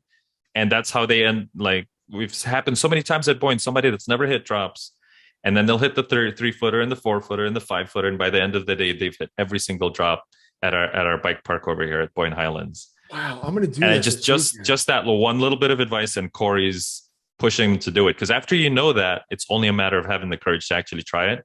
And once you've done it, it's just repetition. Because jumps now, when somebody tries to give you advice on jumps, it's a ridiculously complicated move. There's so many parts to it and so many different ways to tune it to make, to get height and this and that. It's like, there's it's like freaking trigonometry or something or what. It's so complicated. The compression, there's the pull, there's the... It's freaking rocket science. Yeah, me too. I either dead sailor, go off to the side. Yeah. With drops, it's just that one thing, and you can pretty much hit every drop out there. That as long as the top is flat and you have a slope, so you just push off in the direction of the slope. If it's more like that, you push more forward. If it's more slanted, then you look this way, look at this spot here, and you just put, as you go off, you just push it to there, and bam. It's really that simple. Don't lean back, because then you're just going to be stretched out like that. Your front is going to fall and you're going to fall with it. So keep your body. Yeah, you want to just be neutral. And as you're about to go over the edge, you've spotted where you want to go, and you push it to that place. That's nice. Like, I don't know if that makes sense to you, but that's how I visualize it. It does make sense. It's why it's annoying me. It seems so simple now. You want to go and test it out right now, don't you? I'm going to do it this weekend. Excited. Yeah. What else are you working on? Like, I saw, have you gotten the manual down? What do you mean? Oh, no. I maybe for like a half a second or something. My wheelie lasts maybe like 3 pedal strokes too. I try every once in a while, but when you have a YouTube channel, it actually slows down. It can speed up your progress and slow down your progress simultaneously. I'll explain right now. Please do. So it can speed up your progress with when you're riding trails, like chunky stuff, you're going to push yourself a little bit to go faster. Yeah. And if you see a big drop, you might push yourself to hit that drop, wherein otherwise you might not have, because, there's always this escalation of things that you're doing. I'm sure you've seen it with some YouTube channels or YouTube celebrities or online celebrities in general. Sometimes it even gets out of hand. They start doing some crazy stuff because they feel they have to go more and more and more. So there's that. But then with the minor skills that takes time to practice, the stuff that you would do behind the scenes, like learning to wheelie. That's something you do in front of your house over and over again for hours on end. Mhm. When you're editing videos, you don't have time to do that. So like going faster on the trail and hitting big drops, oh yeah, you're going to progress there because you're doing that while you're recording. Yeah. But learning to wheelie, no, you're not going to have time because you're editing videos every waking moment of your life when you're not working. So you don't have time to practice those skills that take time to grind out when Although you're not going to be recording. I've seen the YouTube channels that have them. That have done that. The They focused wheelie, on. you need to do the wheelie channel now. Yeah, but Wheelie video. It takes too much. Either you have it or you don't. Yeah, I would feel have like it. every day set aside like maybe 2 hours and record it and really commit. But if I'm doing that 2 hours every day and recording, that's 2 hours that I'm not editing. Yeah, Then my other or stuff, riding bike or doing your other job. Yeah, exactly. So if your channel is those kind of videos like biking with Bobo, where it's very specific, you're not going through hours of footage, because POV is a lot of work going through that footage. When you have a skit or you wrote a script, you just record those few scenes. You can probably do it over the course of a day, and then over the course of the next day, you can kind of edit it together, and you can quickly get that video out. But filtering a whole vacation worth of stuff that happened to get it down to just the good stuff. Oh, it can be a nightmare. What you mentioned Bobo. Do you have a YouTube channel that inspired you, or were you a YouTube fan before this? So the first few mountain biking channels that I really got into was Seth Bike Hacks before it turned into Burn Peak Express. Or is it just Burn Peak now? Burn Peak and Burn Peak. I think he has two channels. Yeah. BKXC and Single Track Sampler. Yeah. Yep. Well, those three dudes were the OGs for me. Yeah, those were the big ones. But I really like BCPOV just because Vangirl Yuka is so much like Corey. And it would be the dream if they met. That was the channel I had a suspicion that it would be the dream. Vangirl Yuka and Corey in the same video. Oh my goodness, that's the dream. Because they're both fearless. Just fearless. Like Yuka just Eric, who has the channel is the husband. He pauses like you. And no, it's good. And she goes. Yeah, when I watch that stuff, I can relate because he's like, he's thinking it through, risk versus reward here. And Fangirl, Yuka's like, a drop is just a drop. You just drop it. Exactly. And Corey's exactly like that. They're so similar. That would be the dream to see them together. Oh man. Guys, if you're watching, I'll even mention on my Instagram. I don't even know if they know who I am. Yeah, you mentioned Single Track and Seth's Bike Hack. He started down here, which I thought that was interesting. Yeah. I started watching him. I'm like, wait a minute, that guy, he's riding where I ride. And then all of a sudden he became big, and I actually got a chance to interview BKXC, who the 50 state shred. So yeah, those were the guys that I watched. That got me wanting to do this. That's what inspired. They were my initial inspiration, and then of course I added my own flavor to what we're doing. And plus, there wasn't anybody else doing our local trails here. There were some people, but they weren't like doing all the trails, and they didn't make it like this big serious thing where they tried to do all of it. But unfortunately, now we've traveled further out, and I'm probably disappointing some of the locals that I never got to some of the trails here. But it's like it was supposed to be just a Michigan thing. Yeah, we try to bring it back to some Michigan stuff every once in a while. Got to do some more Michigan stuff this year. Not disappoint the OGs. I'm sorry. Yeah, and hand out stickers. Yeah. Gotta convince myself to buy a bunch of stickers and just keep them on me. Oh, it's funny. Now, have you gotten a chance to through this crazy little YouTube channel? Have you been able to meet other YouTubers? I've actually been invited to a Slack group where all of the big MTB YouTubers communicate and share stuff, which was pretty amazing. So I actually do have a direct line of communication to folks like BCPOV and stuff like that. Oh, wow. And all the big MTB YouTubers, but I try to not. I still feel like a really small fish in that big pond. That's so adorable that you think that way. You're so humble. I don't know. Those guys have like 100,000 subs, and Yeah, I'm. but you've got really great product.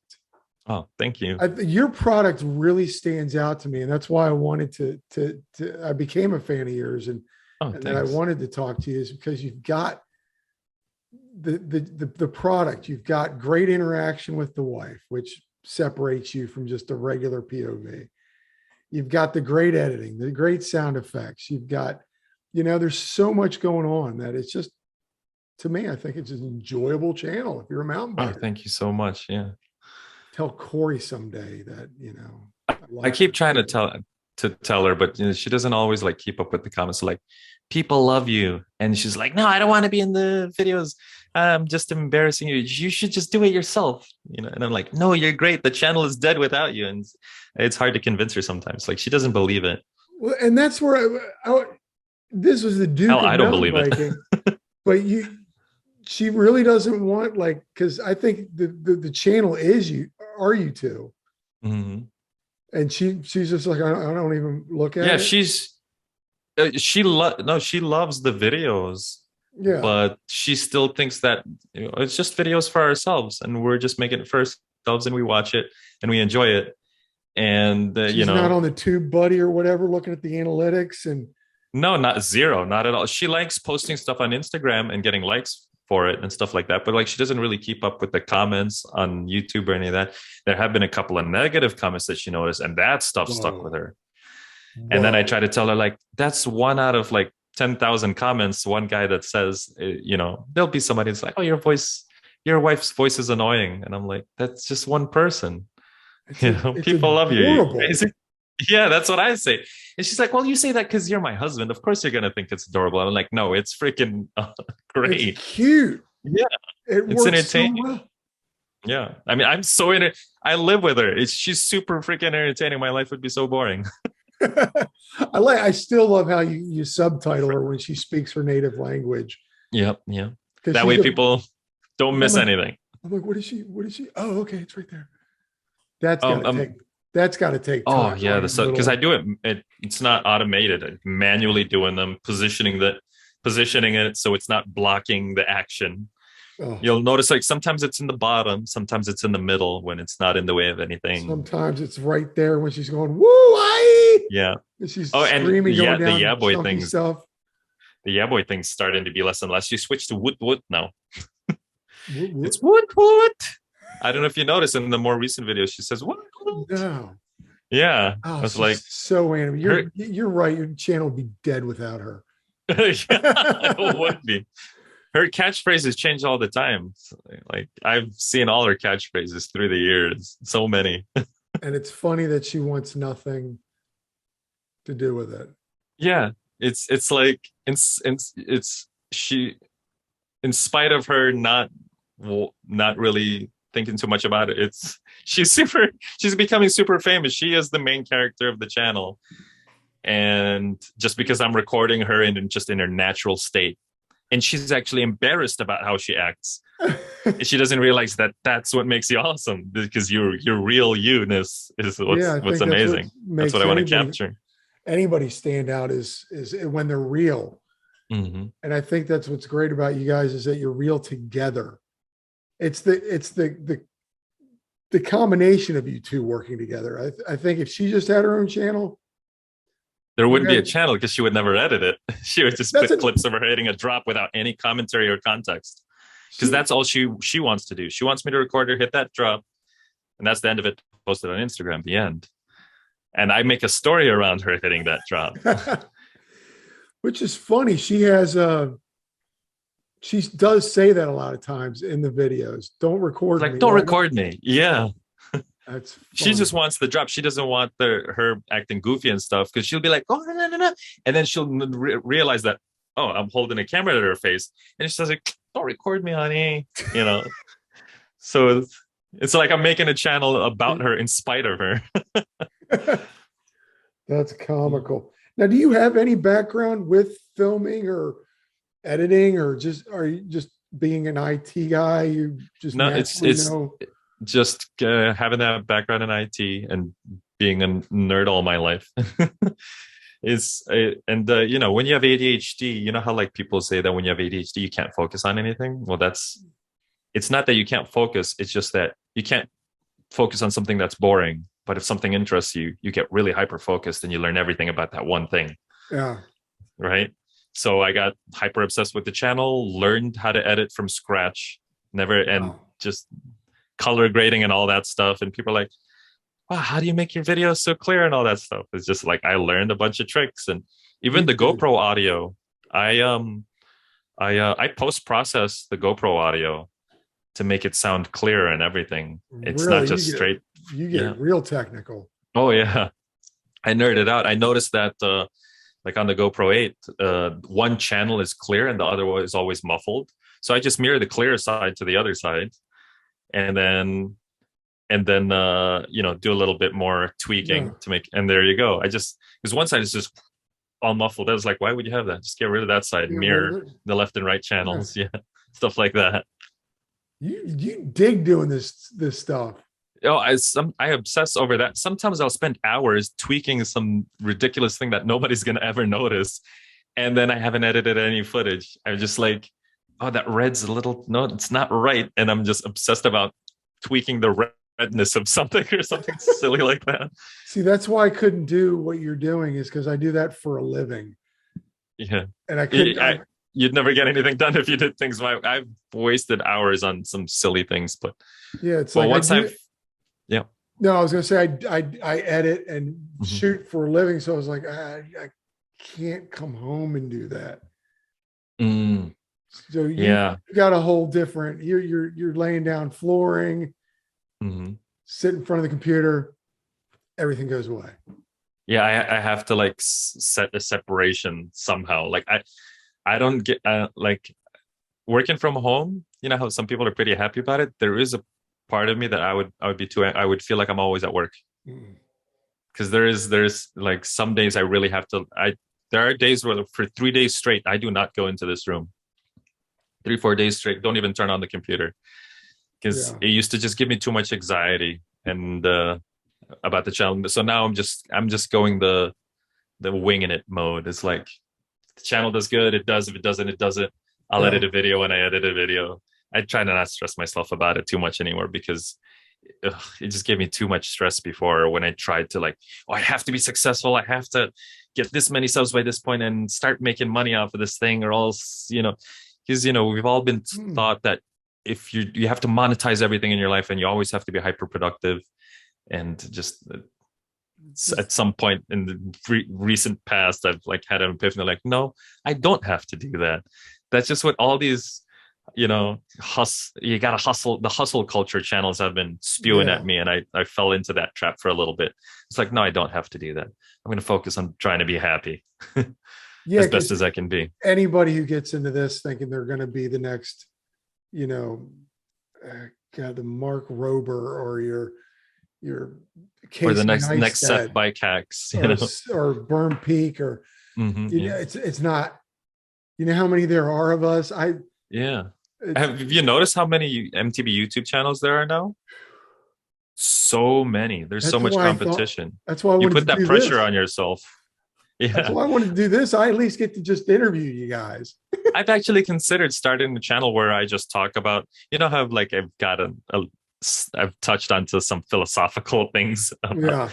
and I've considered like I might just start a channel where I just talk about this stuff, about like my approach to life, and if that interests somebody, like, okay, and that'll be the channel. No editing, no nothing, just me talking into the camera.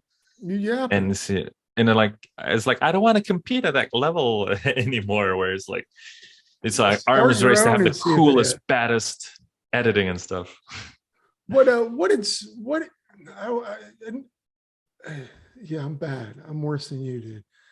Um I go off on a tangent every other second. Good luck editing this in some way to no, make there's it no editing. This is coherent. just raw. This This is is what I it. love about this. Oh man. Um People are going to learn a lot of things about me from this one. what inspired this is more like a podcast. We just shoot the crap and you Mhm. know it's out there if people want to listen to it. Um what inspires you to ride? What gets you on that saddle and gets you pedaling? What it's not the YouTube. No, it's just forgetting everything else. When I'm out in the woods, I'm not concerned about, oh, I have this job that I have to finish at this day, and oh, I got to do all that paperwork, related to the business and all that junk that's sitting on my.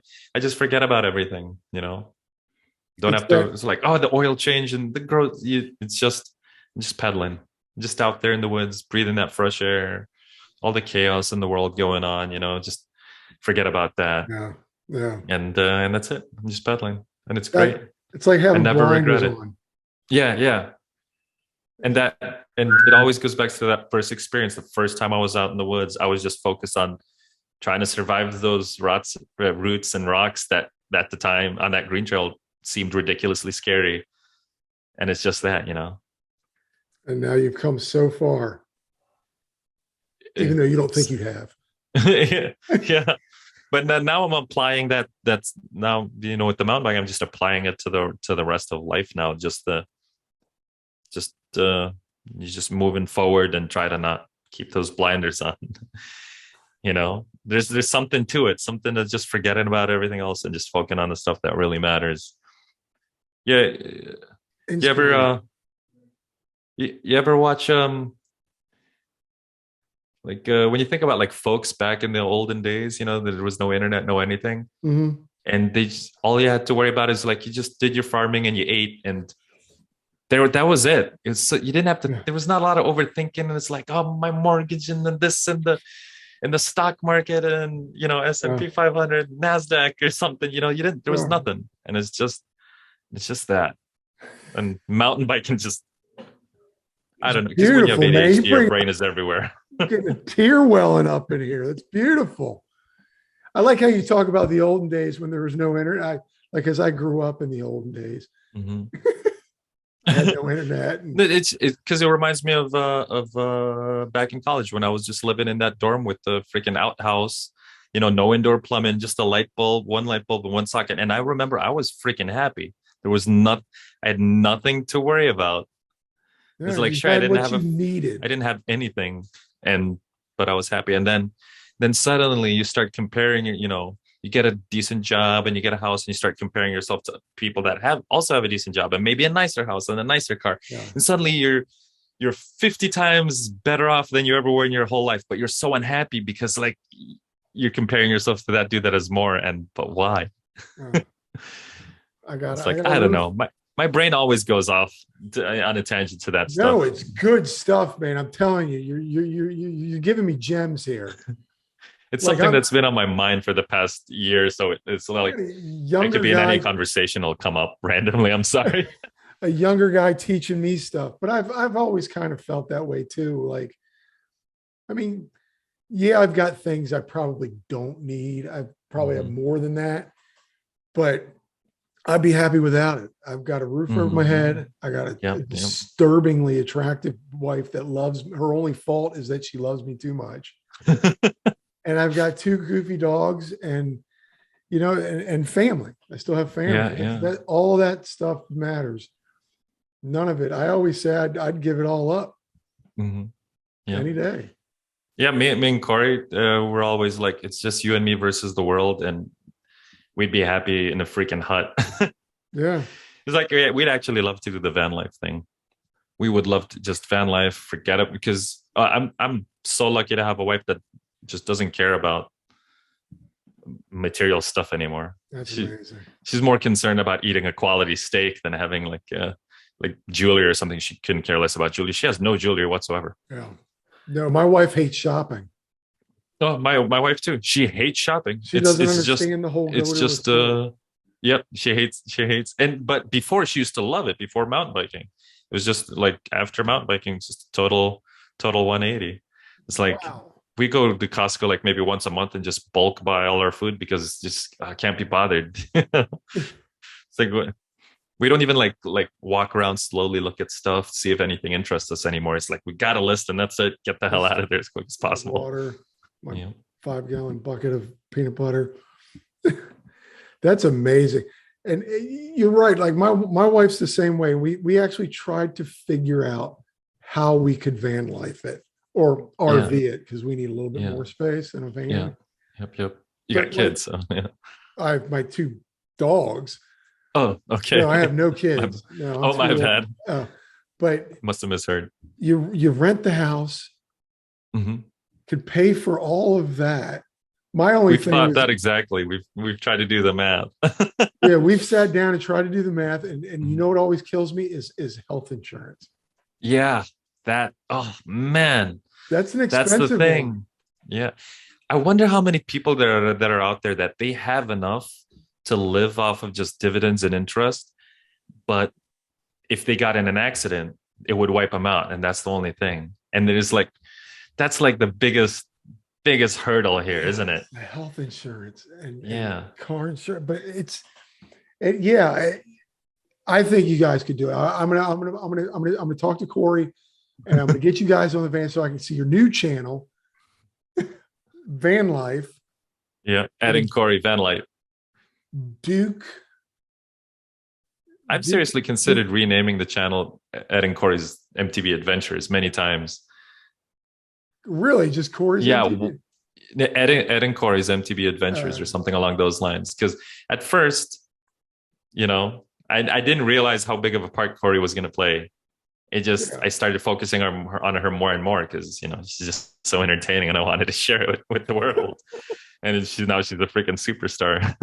no, but you can have a new channel with the mountain bike. You have a Van Life, and then you could add her name into it that way. I would just continue Duke of MTV maybe, and just we're in the van now. Oh I'm man, what's next for you? Where are you going? Where are you heading? Windrock next week. Oh, Yep. Yeah. you got your Airbnb scheduled? Actually, I am taking my rinky-dink rust bucket of a work fan, and I just put a temporary bed platform in there for now. Just Love you taking guys. out all the tools and carpet, and just gonna like do the like weekend warrior van life version kind of thing. With you and the wife. Yep. Of course, we're going to the camp spots that have like plug-in, Yeah, electricity and stuff. So, because we don't, it's just my work van. It's not like a converted, yeah. van life thing ready for You throw Instagram. one of It's a those literal air rust bucket. mattresses. Actually, carpet padding. Carpet padding is amazing to sleep on. You put on a few layers, it's freaking great. I'm telling you, man. That's the best thing yet. Yeah. So I tore up a bunch of bike ramps that we had in the garage, put it together, made a little platform so it's just raised a few feet so we can put our stuff under it in my uh, 09 40 250 rust bucket. Oh And wow. then that's it. We're in just a couple layers of pad and bam, we're van lifing for the week. Yeah, we tried it out I love it. at Copper Harbor last year, and it was amazing. It was a great experience hanging around the fires. Like, these Instagram things make it seem like you have to have this fancy pants van, but a rust bucket works fine. It made it. Yeah, I've got a buddy who's got a smaller Ford Transit, one of the Mhm. littler ones. He just Mhm. threw a mattress in the back and took his bike. And I bet he had the time of his life. That's all you need. You get yourself Yeah. some protein bars or eat at a Yeah. restaurant. Oh, we got the giant Yeti cooler and full of food, and we just bring a little plug-in stove, Yeah. and we heat it up on there in a pan, and bam, cauliflower fried rice with a steak. I'm Good learning stuff. so much from you. It's painful.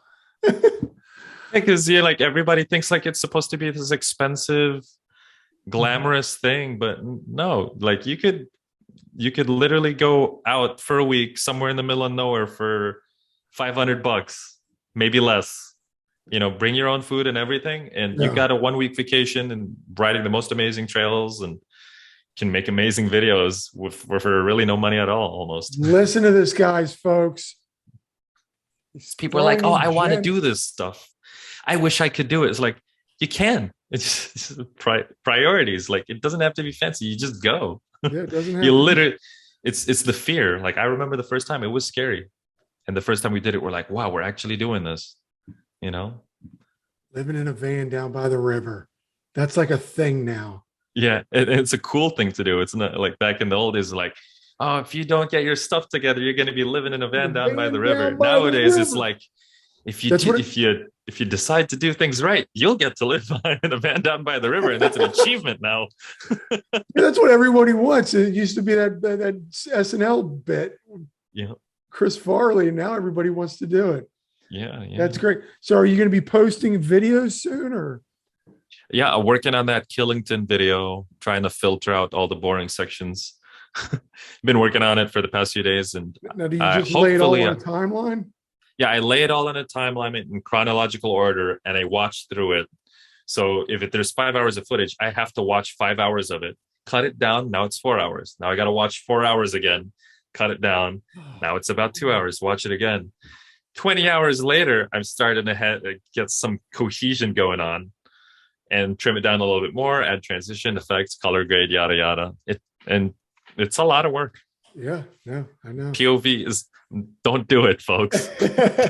Don't do POV footage unless you're doing like one trail and it's a 5-minute descent. Okay. But if you're trying to make a whole story about your adventure for the whole day at a bike park, good luck. It's rough.